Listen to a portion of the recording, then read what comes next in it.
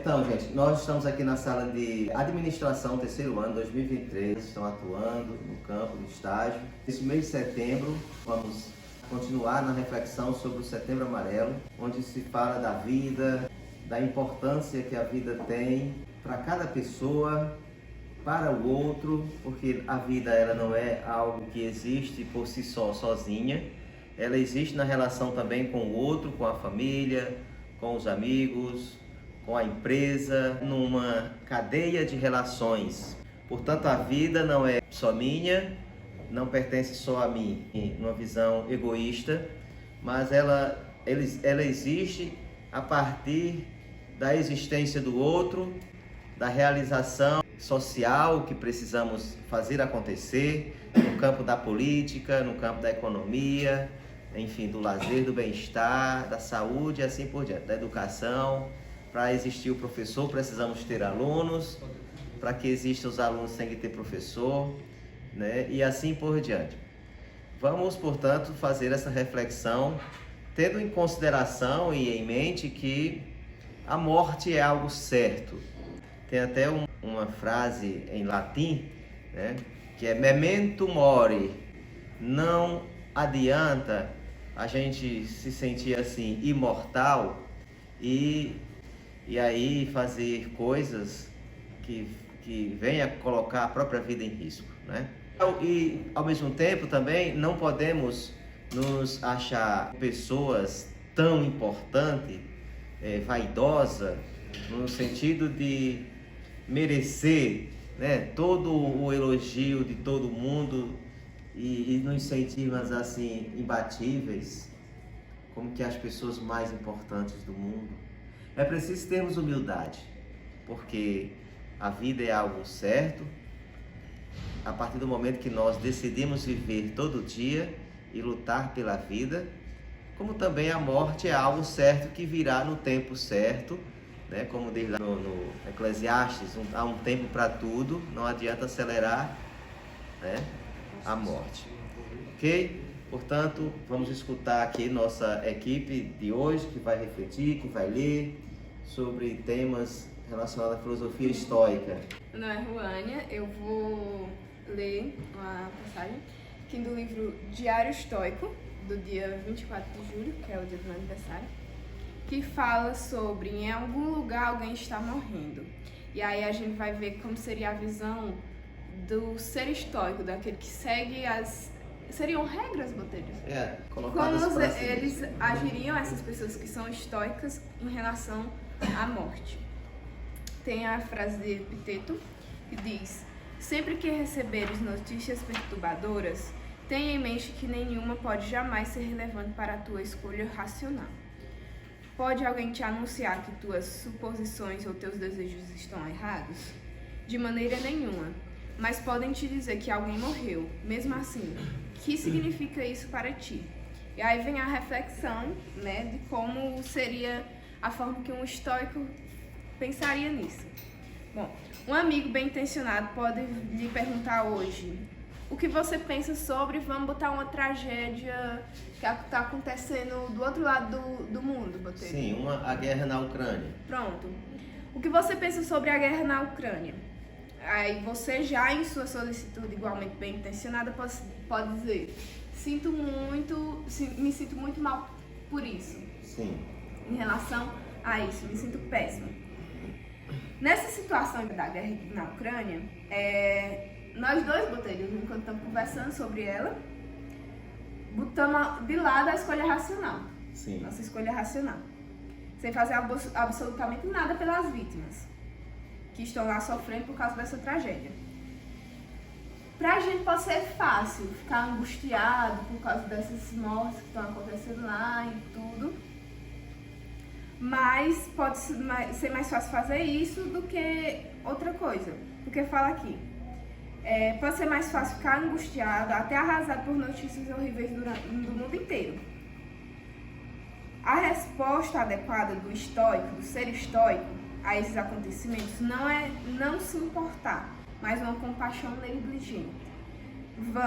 Faz muito pouco também e vem em detrimento da nossa própria sanidade na maioria dos casos. Ou seja, Por ser estoico, não quer dizer que ele não está se importando com aquela tragédia que está acontecendo. Mas se para ele, eu tô aqui e lá na guerra da Ucrânia, se eu vou só ficar arrasada por causa disso que está acontecendo e tal, então é melhor... E não vai mudar nada. E não vai mudar nada pra lá, eu não tô ajudando de alguma forma lá, é melhor eu não ficar nesse sentido. Não tomar partido. Não tomar partido. Ou então ficar neutro. Porque tem coisas que existem desde sempre, antes de nós existirmos, guerras já existiram. As pessoas, como diria Hobbes, elas têm esse instinto de luta, de guerra, até diria também Freud, né? Existe esse lado do Thanatos em nós, né?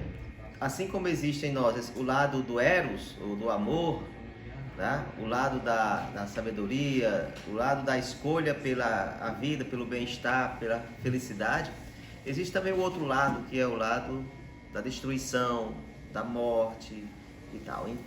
Então, assim caminha a humanidade. Infelizmente, essas coisas existem, não somos a favor disso, né? Queremos deixar bem claro. Aquilo que nós pudermos fazer pela paz, pelo bem-estar, pela felicidade pessoal e do próximo, a gente precisa fazer dentro do nosso meio, do nosso convívio. Na família, na sala de aula, no nosso ciclo de amizade, na escola, onde nós andamos, nós estamos, tá? E também fazer algo em prol, uma visão mais macro, né? Mais geral, ampla. Porém, é preciso também, para o estoico é o seguinte: se eu não vou, alguém me traz a notícia que alguém da minha família faleceu. Pronto, faleceu de morte natural, às vezes infelizmente acontece um acidente, até dependendo de onde você esteja morando, uma bala perdida, da situação do contexto. Essas coisas fogem um pouco da minha competência ou da minha possibilidade de evitar, de resolver, de imediato. Fazer algo sobre aquilo. Então, aquilo que eu não posso mudar, eu devo o quê? Ficar tranquilo. Se eu posso mudar, se eu posso mudar, contribuir com a conscientização, pela luta, pela paz, o que nós estamos fazendo aqui é trazer uma reflexão em prol da vida, dizendo que para aquelas pessoas que estão em uma situação de dificuldades psicológica, emocional, de perda irreparável, dizer para elas que nós estamos com você, você não está só, tá? Mesmo à distância, mas existem pessoas que se importam com você e que sabem que você existe enquanto vida, mas que existe algo que só você pode tomar a decisão de escolher viver, tá? O fato é que a gente está assim, apenas nesse esforço, apelando, né, para fatores assim, filosóficos, educativos, pedagógicos, de dizer que vale a pena viver. É fácil? Não é fácil. Rapadura é doce, mas não é mole. É preciso estar sempre decidindo a cada dia superar os obstáculos, os limites. Às vezes é uma questão de limitação de saúde, enfim, mas é econômica, às vezes é um problema financeiro, isso, aquilo outro. Mas a gente tem que decidir viver e nos conformar diante daquilo que nós não podemos mudar, né? E sim, acreditar, ter aquela esperança ativa, aquela esperança que está sempre esperando, mas também fazendo algo para que a vida melhore, as coisas mudem, tá? Diga sim à vida, diga não à morte, diga não à violência, diga não ao bullying, diga não a coisas que trazem o mal para as pessoas, para a natureza, para a ecologia, para a vida de modo geral. Só para fechar aqui o pensamento, ele fala assim: se houver algo que você pode realmente fazer para ajudar esse povo sofredor, então sim, a notícia perturbadora e sua reação a ela tem relevância para a sua escolha racional. Ou seja, se eu, quando recebo aquela notícia e houver algo que eu possa fazer por aquelas pessoas, então sim, minha reação a essa notícia, ela pode se influenciar na minha escolha. Na sua escolha racional. De se incomodar, de fazer algo em prol, né, daquela situação. Porque sim, vai ter um efeito, vai mudar. Mas, enfim, a gente recebe a notícia de uma pessoa que está com câncer. Pronto. Aí o que é que eu posso fazer? Na medida do possível eu posso ser aquele apoio, levar para o tratamento, buscar aquela presença e tal, né? Mas que o câncer existe, a gente podia ter evitado. Uma pessoa que fuma, tá com câncer de garganta, um câncer na boca, mas ela sabia que isso poderia acontecer. Ela tá fumando, ela fuma assim, igual uma caipora, como dele, né? Não sei se caipora fuma, né? A gente tem esse ditado. A caipora acho que é a comadre fulozinha do mato que gosta de fumar na mitologia, né? Brasileira. Então é isso, gente. Continuando a reflexão, obrigado, viu? Pode ficar à vontade. Aí, só para finalizar mesmo, caso emocionar seja a finalidade da sua participação, então você deve voltar ao seu dever individual, a você mesmo e a sua família e seu país. Ou seja, se você naquela situação, vamos trazer para o Setembro Amarelo, tem pessoas ao meu redor que estão depressivas, estão com esses pensamentos. Eu vou só me emocionar sobre aquelas pessoas e mas eu não posso fazer nada? Eu posso fazer algo sobre aquilo e eu devo fazer para ajudar essas pessoas. Então, a minha decisão, se eu posso fazer isso, se eu posso de alguma forma ajudar, então sim, eu tenho que fazer aquilo. Agora, quando a situação não está mais em minhas mãos, não está... Eu olho, vejo que não tem o que eu possa fazer, que a minha ajuda não vai fazer diferença, então não faz diferença eu estar ali se preocupando, perdendo a paz, a saúde. Vamos para Epicuro, né? Fica à vontade, diga seu nome. Meu nome é Jonathan, prazer. Você que está assistindo ou não sei, se não quiser, pode sair do vídeo, mas fique, por favor. Eu gostaria de falar sobre hoje. Vou convidar você a tomar algumas vitaminas filosóficas, o nome do livro. Vamos agora para a nossa grande vitamina, que é Epicuro, um pequeno jardim da alma. Para quem acredita que a filosofia é construída em um grande prédio, para isso é bom. Aqui, antes de irmos para Epicuro, sobre o jardim da alma, a gente tem uma pequena pauta sobre a filosofia. Se você acredita em filosofar, que é como se fosse construir um grande prédio, isso é muito bom, mas você deve realmente filosofar. Não deve simplesmente ser raso e achar que está filosofando. Acabou de ler um livro, uma pequena página e já sai achando que você já sabe, tem um conhecimento de tudo, mas não tem. Do mesmo jeito, você finge que está tudo bem com você e não está. A filosofia é algo profundo, que você realmente deve se aprofundar e requer anos de estudo. Como o Botelho provavelmente está aqui, virou professor hoje, ele realmente gostou disso. Então, a filosofia tem que ser algo que vem de dentro de você, que você realmente queira filosofar, que você não só pegue um livro e saia dizendo para a pessoa, eu filosofo, mas não, seja calado no seu canto e faça para você ter um crescimento grande. Vamos falar agora sobre o Jardim da Alma de Epicuro. Epicuro, em seus auges de 32 anos, ele comprou um pequeno jardim em Atenas e juntamente com alguns amigos ele foi para lá, para filosofar ao ar livre. Lá, no que se diz aqui ao livro, era uma filosofia muito boa, uma filosofia que não tinha discussões, como era entre amigos, era uma filosofia leve, uma filosofia calma, não era uma filosofia que precisava combater, botar para aquela pessoa acreditar forçando. Nisso, se passou-se um bom tempo já, com esses amigos, veio crescendo isso, veio vindo os alunos, ele aceitou mulheres e até escravos também, que nisso acabou gerando uma grande repercussão. Muitas pessoas não gostaram por conta de mulheres estarem indo para filosofar e escravos também.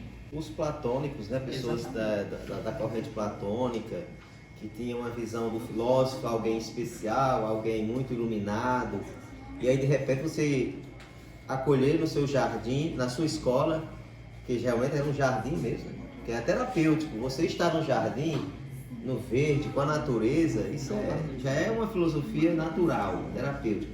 E aí o Epicuro ele tem essa coragem, essa audácia no contexto, né, lá da época, de acolher pessoas até então desprezadas desse contexto do racional, do filosofar, ou até mesmo, também era uma filosofia mais light, porque era uma filosofia mais voltada para uma saúde, um bem-estar psicológico, emocional, mas não deixa de ser algo de grande valor, né? Como o Botelho bem falou para nós, os platônicos realmente não gostavam que pessoas escravas, mulheres, essas pessoas excluídas não filosofassem, continuassem do mesmo jeito. Platão ensinava as melhores formas de se torturar um escravo e também de como... Digamos que Platão, para os termos de hoje, era racista, queria manter os escravos submissos. Né, queria manter os escravos submissos, era da elite, né? Então. Enquanto Epicuro, ele aceitava os escravos e as mulheres de braços abertos. Até isso, para ele, ele acreditava que Platão, ou quem era Platão, seguia Platão, só era um monte de palavras, sem nada, palavras supérfluas, que não tinham nenhum aprofundamento. Para Epicuro, a filosofia deve ser algo que você deve tratar sobre a alma, sobre o seu viver. Não se deve ser algo, não se deve ser várias palavras e que você deve falar, palavras bonitas. Deve ser algo que toque você. Por uma vaidade, uma questão de vaidade, né? Ou então filosofar apenas ter um status, enfim, na sociedade, mas a filosofia de Epicuro, a filosofia estoica, é uma filosofia propositiva. A que propósito? A filosofia faz parte da sua vida e você vive a filosofia, né? Então a filosofia ela tem um significado de vida para quem decide filosofar. Não é só simplesmente algo teórico, vazio de sentido. É supérfluo. Supérfluo, né? Exatamente. Mas então... Epicuro percebeu no seu jardim que as pessoas mais humildes eram que realmente seguiam ele, que eram mais calmos, que realmente gostavam da própria filosofia. Espero que vocês pensem aí, reflitam sobre um pouco. O que é a filosofia sem ser sobre a vida? Eu espero que vocês pensem um pouco e surja alguma coisa na cabeça de vocês. O livro Vitaminas Filosóficas, se vocês quiserem, pesquisem, se aprofundem e cresçam mentalmente, porque é preciso. Não se torne uma pessoa grande que ainda é pequena mentalmente. Quem confia no que faz, quem é responsável, quem é um profissional dedicado, um pai de família dedicado, um jovem que se ama, vivendo o hoje, ele já está inconscientemente e até conscientemente se preparando para o amanhã. Vocês jovens que estão na sala de aula, que estão estudando, vocês já estão fazendo aqui o futuro de vocês, né? Mas é a cada dia, é a cada momento, é a cada disciplina, é a cada matéria, entendeu? É a cada leitura que isso se faz. Bom dia. Olá. Pode entrar, chegue. Então, aqui está chegando nosso professor, Emanuel. Olha lá. Emanuel, fica aí, filho, fica aí. Emanuel, ele é o professor de humanas, de história, e ele tem um conhecimento também muito aprofundado, né? Ele tem buscado criar raízes, né, na sua pesquisa, em seus estudos humanos mesmo, da história. E ele é muito curioso, é muito jovem, é efetivo no estado do Ceará. Ele é um piauiense, está aqui conosco na EP Walter Nunes de Alencar, Araripe, Ceará. Então, ele tem assim também uma visão que vale a pena a gente escutá-lo, né, nesse momento, sobre a vida. Por exemplo, Setembro Amarelo. Qual a mensagem que você diria sobre a vida? Uma frase que eu levo para a vida, né? Que é uma frase que ela busca retomar a força que existe em cada um, mesmo nos momentos mais difíceis, né? Ela diz o seguinte, que não importa em quantos pedaços seu coração foi quebrado, o mundo não para que você o conserte. Então, nada vai parar, o mundo não vai parar, então é você que tem que buscar a força dentro de si. Você tem que tentar. Falando com o professor Emanuel, você poderia pontuar, digamos, uma dificuldade que você diz, puxa, consegui, superei. Mas há dificuldades mesmo de estudante, né? Na universidade, baixa renda, ter que sair da sua cidade natal para ir para outra cidade, para estudar sem dinheiro. Então não é fácil, né? Mas a gente tem que continuar, né? Obrigado, valeu. Vamos para a vida. Viva a vida.